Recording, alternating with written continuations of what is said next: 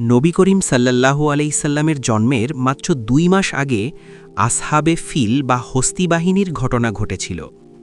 এই ঘটনা সম্পর্কে আল্লাহ তাআলা বলেন, তুমি কি দেখনি তোমার রব হাতিওয়ালাদের সাথে কি আচরণ করেছিলেন? এই ঘটনা আব্রাহা নামক এক ব্যক্তিকে দিয়ে শুরু হয়, যে নবী করিম সাল্লাল্লাহু আলাইসাল্লামের যুগে ইয়ামেনে বসবাস করত। আব্রাহা ছিল একজন ছোটখাটো কৃষ্ণাঙ্গ ব্যক্তি, যে ইয়ামেনের গভর্নর ছিল। সে বাদশাহ ছিল না, বরং আসল বাদশাহ হাবশায় থাকত, যাকে আজ ইথিওপিয়া বলা হয়। বাদশাহ তাকে ইয়ামেনের এক প্রকার গভর্নর হিসেবে নিযুক্ত করেছিলেন। আমি আব্রাহাকে গভর্নর নিযুক্ত করছি। আব্রাহা শুধু দেখতেই কুৎসিত ছিল না, বরং সে ছিল একজন ঝগড়াটে ও দুশ্চরিত্র লোক। ইয়ামেনে তার বিখ্যাত লকব বা উপাধি ছিল নির্লজ্জ। মানুষ তাকে নির্লজ্জ নামেই ডাকত। একবার আরিয়াত নামক অন্য এক গভর্নরের সাথে আব্রাহার ঝগড়া হল। তখন আব্রাহা তাকে লড়াইয়ের জন্য আহ্বান করে বলল, তোমার তলোয়ার সামনে আনো, আজ আমরা লড়ব। কিন্তু লড়াইয়ের এক পর্যায়ে আব্রাহার মাটিতে পড়ে গেল, এবং যখন আরিয়াত তার তলোয়ার তুলে তার দিকে ধেয়ে এলো, তখন আব্রাহা দ্রুত তার এক গোলামকে টেনে আরিয়াতের সামনে ঠেলে দিল, যার ফলে সেই গোলামের নাক ও মুখে গভীর ক্ষত সৃষ্টি হল। এরপর আব্রাহা তার এক রক্ষীকে ডাকল, যে এসে আরিয়াতকে হত্যা করল। এই ঘটনা যখন লোকমুখে ছড়িয়ে পড়ল, তখন আব্রাহা ভীত হয়ে পড়ল যে বাদশাহ হয়তো এই ধরনের কর্মকাণ্ডের কারণে তার পদ কেড়ে নেবেন। সে দ্রুত ইথিওপিয়ার বাদশাকে একটি চিঠি লিখল, যে আসলে আরিয়াত তোমার বিরুদ্ধে বিদ্রোহ করতে চেয়েছিল, আমি তো তাকে বাধা দিতে গিয়েছিলাম। তারপর সেই চিঠির সাথে আব্রাহা ইয়ামেন এবং সুদান উভয় অঞ্চলের মাটি ভরে বাদশার কাছে পাঠাল, যার প্রতীকী অর্থ ছিল, আমরা আপনার পায়ের ধুলো। এই ধরনের দাসত্বমূলক আনুগত্য দেখে বাদশাহ আব্রাহাকে ক্ষমা করে দিলেন। আব্রাহা একদিন জানতে পারল যে বছরের একটি বিশেষ সময়ে, যাকে হজের মৌসুম বলা হয়, ইয়ামেন সহ বিভিন্ন অঞ্চল থেকে মানুষ মক্কার দিকে যেতে শুরু করে। আব্রাহার মনে কৌতূহল জাগল। সে তার প্রধান উপদেষ্টাকে জিজ্ঞাসা করল, এই মানুষগুলো প্রতি বছর কোথায় যায়? সেই জায়গাকে কাবা বলা হয়, মানুষ সেখানে হজ নামক ইবাদত করে। ভেবো না, তুমিও কাবার মতো একটি ইবাদতখানা তৈরি করে নাও। উপদেষ্টা বলল যে মক্কায় একটি জায়গা আছে যাকে কাবা বলা হয়, মানুষ সেখানে যায়। আব্রাহা জিজ্ঞাসা করল, কাবা কি দিয়ে তৈরি? উপদেষ্টা জানালো যে তা মাঝারি আকারের পাথর দিয়ে তৈরি। আব্রাহা জিজ্ঞাসা করল, এর ওপর কি কোনো মূল্যবান কাপড় চড়ানো আছে? উপদেষ্টা বলল, না, কাবাকে কোনো দামি পোশাক পরানো হয় না, এর ওপর একটি গিলাফ আছে, যেমনটা আমাদের ডোরকাটা চাদর হয়। আব্রাহা বলল, যদি এমনটাই হয়, তবে আমি কাবার চেয়ে বহুগুণ উন্নত জায়গা তৈরি করতে পারি। আমি এখন কাবার বদলে নিজের ঘর বানাবো, মানুষ সেখানে নয়, বরং আমার ঘরে ইবাদত করবে। কাবার মতো ঘর নির্মাণের জন্য একটি বিশেষ দল তৈরি করো। এখন আমি দেখব মানুষ আমার ঘর ছেড়ে কিভাবে কাবায় যায়। এরপর আব্রাহা ইয়ামেনের সানা শহরে লাল, হলুদ, কালো এবং সাদা রঙের পাথর দিয়ে এক বিশাল অট্টালিকা নির্মাণ করল। এই ঘরের দেয়ালগুলো সোনা ও রূপার পাত দিয়ে সজ্জিত ছিল, আর প্রধান দরজার ঠিক অপরে একটি বড় ইয়াকুত পাথর বসানো হয়েছিল। এই ইমারতে এত বেশি ধূপ জ্বালানো হতো যে ধীরে ধীরে এর দেয়ালগুলো কালো হতে শুরু করল।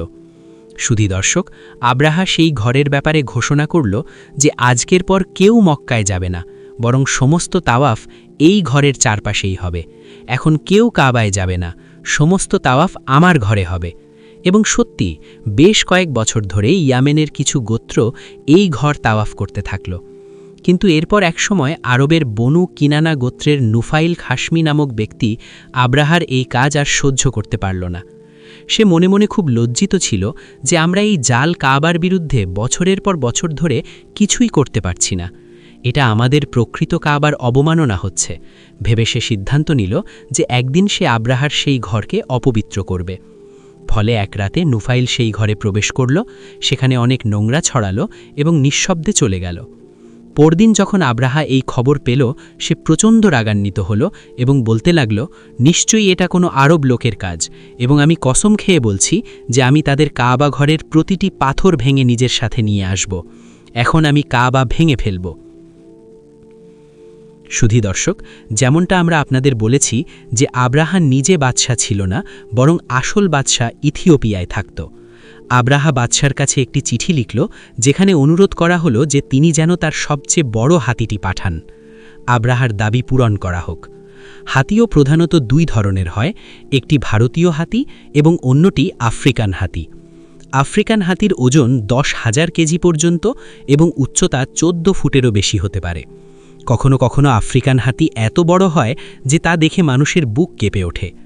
বাদশাহ আব্রাহার জন্য যে হাতিটি পাঠিয়েছিলেন তার নাম মাহমুদ, আর বলা হয় যে সে সময় সেটি জঙ্গলের সবচেয়ে বড় হাতি। মাহমুদ ছাড়াও তারা আরও 9 বা 13টি হাতি এবং 60,000 সশস্ত্র যোদ্ধার এক বিশাল বাহিনী নিয়ে মক্কার দিকে যাত্রা করল। আব্রাহা নিজে সবচেয়ে বড় হাতি মাহমুদের উপর সাওয়ার ছিল। যখন তারা মক্কার কাছাকাছি পৌঁছাল, দেখল যে সেখানে মক্কাবাসীদের উট এবং অন্যান্য পশু চড়ছে। আব্রাহা নির্দেশ দিল যেন তাদের পশুগুলো ধরে নেওয়া হয়। সেই পশুগুলোর মধ্যে নবী করিম সাল্লাল্লাহু আলাইহি সাল্লামের দাদা আব্দুল মুত্তালিবের উটও ছিল। যখন আব্দুল মুত্তালিব জানতে পারলেন যে আব্রাহা তার উটগুলোও ধরে নিয়েছে, তখন সে কোনোভাবে আব্রাহার কাছে বার্তা পাঠালো যে আমি তোমার সাথে দেখা করতে চাই। আব্দুল মুত্তালিব তোমার সাথে দেখা করতে চান, তাকে ভেতরে পাঠাও। মক্কার সর্দার আব্দুল মুত্তালিব। মজার ব্যাপার হলো, এই বার্তা সেই নুফাইল খাশমিই পৌঁছে দিয়েছিল যে আব্রাহার তৈরি ঘরে নোংরা করেছিল। নুফাইল আব্রাহাকে জানাল যে এই শহরের সবচেয়ে বড় সর্দার হল আব্দুল মুত্তালিব এবং সে তোমার সাথে দেখা করতে চায়। আমি শুনেছি আপনি আমার উটগুলো কবজা করেছেন। হ্যাঁ, তোমার উট আমার কাছে আছে। আমি ভেবেছিলাম তুমি কাবার ব্যাপারে চিন্তিত হবে। আব্দুল মুত্তালিব বললেন, আমি শুধু চাই আপনি আমার উটগুলো আমাকে ফেরত দিন। আমার উট ফেরত দাও, বাকিটা তুমি আর কাবার মালিক জানেন।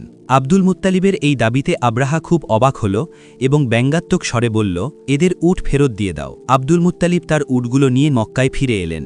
উল্লেখযোগ্য যে আব্দুল মুত্তালিব উটের প্রতি ভালোবাসা বা লোভের কারণে এমনটা করেননি, বরং ফিরে আসার পর তিনি সমস্ত উটের গায়ে চিহ্ন দিলেন এবং সেগুলোকে কুরবানির জন্য উৎসর্গ করে দিলেন।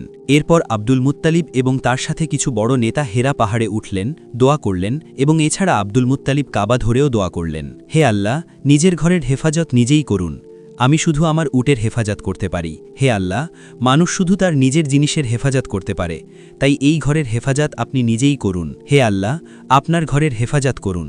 হে আল্লাহ, আমাদের লজ্জিত করবেন না। পরদিন সকালে আব্রাহা আবারও তার হাতিদের নিয়ে মক্কার দিকে রওনা হল। কিন্তু সন্ধ্যার সময় যখন তারা মক্কার কাছে পৌঁছাল, আব্রাহার সমস্ত হাতি বসে পড়ল এবং নড়াচড়া করতে পারল না। হাতির মাহুতরা তাদের জোয়ে আঘাত করছিল এবং তাদের মদও পান করাচ্ছিল, কিন্তু সেই হাতিগুলো তাদের জায়গা থেকে উঠল না। সন্ধ্যা হলেও আকাশে হালকা আলো ছিল এবং তারা দেখল যে আকাশ সমুদ্রের দিক থেকে হঠাৎ কালো হয়ে আসছে। সুধী দর্শক, আকাশ হঠাৎ কালো হয়ে যাওয়ায় আব্রাহা বেশ চিন্তিত হল, কিন্তু সে হাতিদের তোলার চেষ্টা চালিয়ে গেল। অন্ধকার বাড়ছিল এবং কয়েক মিনিটের মধ্যেই পরিষ্কার হয়ে গেল যে এই অন্ধকার আসলে কি। লাখো ছোট ছোট পাখি দ্রুত উড়ে আসছিল এবং প্রতিটি পাখির কাছে 3টি করে পাথর ছিল। 2টি পাথর তার পাঞ্জায় এবং একটি পাথর তার ঠোঁটে। বাহিনী মক্কার দিকে আসছে। ওটা কি? পাখি। আল্লাহু আকবার! পালাও, সাহায্য করো। যার গায়ে এই পাথর লাগত তার শরীর তৎক্ষণাৎ টুকরো টুকরো হয়ে যেত। যারা ওই পাথরের আঘাতে মারা যাচ্ছিল তাদের শরীর ঘটনাস্থলেই ছিন্নভিন্ন হয়ে যাচ্ছিল। এই সময় মানুষ দেখল যে আব্রাহা ইয়ামেনের দিকে পালাচ্ছে এবং যখন সে পালাচ্ছিল তখন তার শরীরের অংশগুলো খসে পড়ছিল। মানুষ এটাও দেখল যে শেষ পর্যন্ত আব্রাহার হৃৎপিণ্ডও বাইরে বেরিয়ে মাটিতে পড়ে গেল।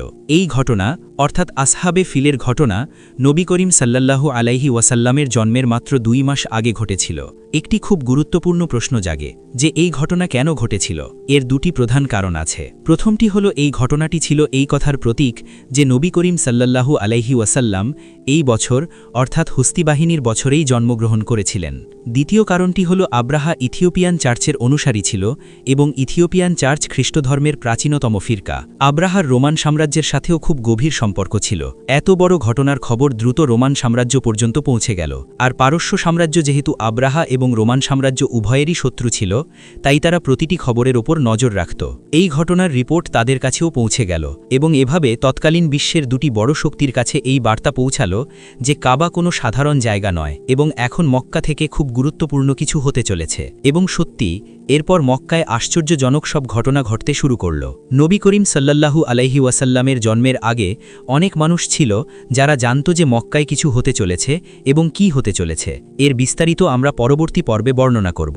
আপনি যদি আমাদের চ্যানেলটি সাবস্ক্রাইব না করে থাকেন তবে সাবস্ক্রাইব করুন এবং বেল আইকনটি অবশ্যই চাপুন।